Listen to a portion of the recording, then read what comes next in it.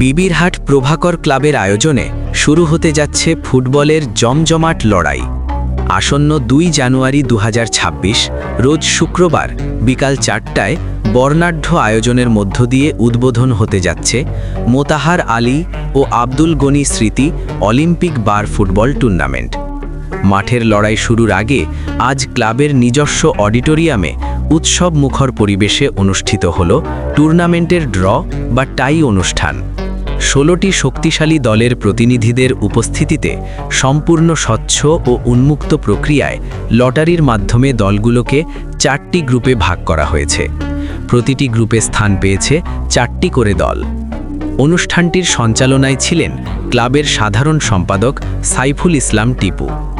কারিগরি ও নিয়মকানুন বিষয়ে দিক নির্দেশনা দেন টুর্নামেন্টের প্রধান বিচারক ও সাবেক সাধারণ সম্পাদক মোহাম্মদ মাহফুজুর রহমান এবং প্রধান রেফারি মোহাম্মদ আবু। এই সময় টুর্নামেন্ট আহ্বায়ক কমিটির ৫ কর্মকর্তা মোহাম্মদ জামাল হোসেন, শেখ মোহাম্মদ ইমরানুল্লাহ, মোহাম্মদ ইনফিতার আরিজ রাদ, জাবেদ আহমেদ ও মোহাম্মদ নুরুদ্দিন, ক্লাবের কার্যকরী পরিষদের সদস্যবৃন্দ এবং সাধারণ সদস্যরা উপস্থিত থেকে অনুষ্ঠানটি সফল করেন।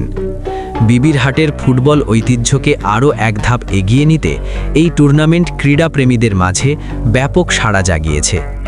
এখন কেবল অপেক্ষা মাঠের লড়াই দেখার।